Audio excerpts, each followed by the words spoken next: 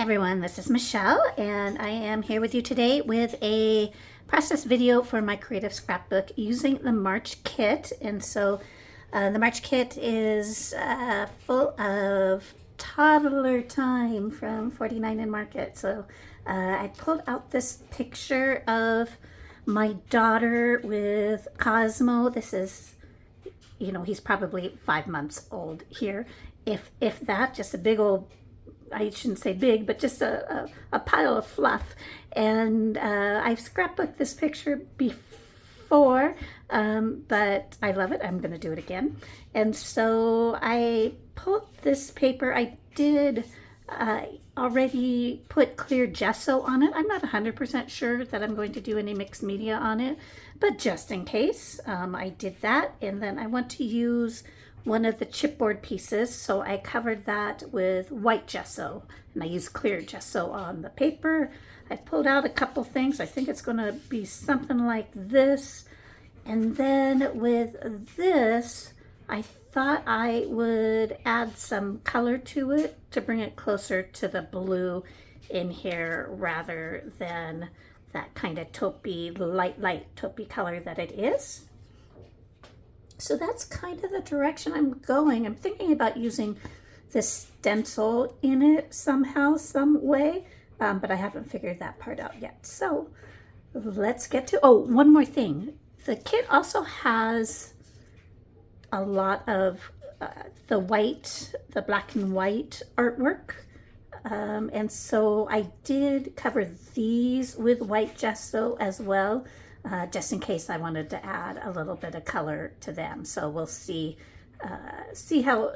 which way I go, just to keep my options open. So let's get to it. So I'm going to start with adding color to this card, and I believe I am using Broken China, and I am going to go ahead and use a blending brush because I don't want any of the edges to show, so you can see there kind of how that turned out. I like how that worked. And this is the stencil that I was talking about, and I'm just going to draw around some of the borders. I liked how it kind of mirrored the card shape and the shape of the tickets.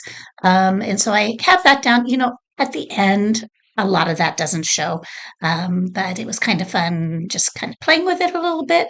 I did decide to add some mixed media to the background, so I'm going to use this uh, uh, Hugs and Kisses stencil, and I have mixed some of the uh, turquoisey Vicky Bouton, one of her pearlescent texture paste with white texture paste, just because I didn't want a lot of shine on that.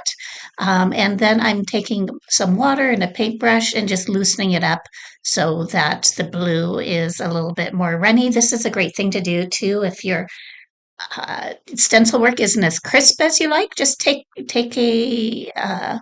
a paintbrush and loosen it up, and that really blends it in. So I also have this other stencil that is great for adding just a little bit of texture. So I'm adding some white back into some of these little embellishment clusters, or where my embellishments are going to go. And that is it for the mixed media. And of course, I'm going to cover almost all, at least, of the one on top, but that's okay. It was fun to do.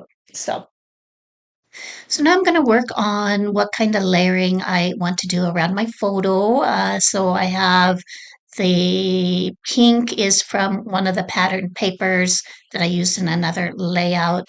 And then that blue with the starburst I think is really cute.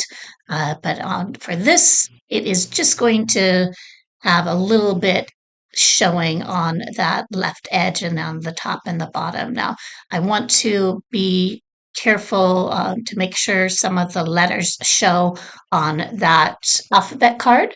And so I'm pushing everything off to the left so it can show on the right. So I did use some chipboard leftover pieces from another project to lift up my photo, trying to use up some old stuff, as you can see there. And I'm making sure to use a liquid adhesive just to make sure things stick on that gessoed papers. And so whole paper is gesso. I really need to use a lot of liquid adhesive to get things to stick. So I'm going to go ahead and build that cluster up above. That's kind of how it's going to end up looking, though I'm going to add some more to it. But I did want to soften up the flowers a little bit. And so I am going to add some white gesso to that. You'll see here shortly. And I have those sheep there. I think I'm going to save the sheep for a different layout and use a lot of puppies and kitties in my embellishment cluster. Since it's an outdoor picture and it's kind of a playful, she's on a swing, that is where I decide to go with it. Now I try a few times to work in those drawings, the white ones that I mentioned earlier. I'm not successful on this video, so I'm going to have to save them and use them for another layout. So here I'm going to add some white gesso to these flowers, and then I add it to the kind of off ivory, greenish ivory one as well. And as you can see, I've popped out the hard center on that flower that is still on the layout. I don't think I use any of the hard centers on any of my layouts this time, just because I don't think I'm going to put any of these in any shadow boxes or anything like that. I do want to use them in my albums. So I'm going to go ahead and adhere my flowers. I do a lot of that off screen since it's a little time consuming, but I use Tim Holtz collage medium for that. And I'm going to use this banner strip up at the top and then below the picture. There's a lot of movement in this paper with the children running and the dogs running.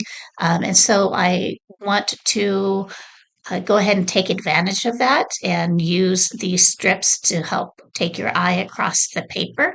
And so that is one of from a barcode strip on one of the papers. So I'm adding a couple puppies up there to the left and a word phrase that I have mounted on a label. And I like what is going up there at the top. So I'm going to go ahead and uh, work on my bottom cluster. Now, this little piece that I'm using as my base, I do struggle with it a little bit just because it's not, the angles are off. So the angle on the top part is different than the angle at the bottom part. And so at first I have the bottom on the embellishment parallel with the bottom of my paper, but then I realized that the part that's showing is going to look crooked. So I do fix that. And then you can see my Love You there. Now I used fossilized amber and what was the other one I used?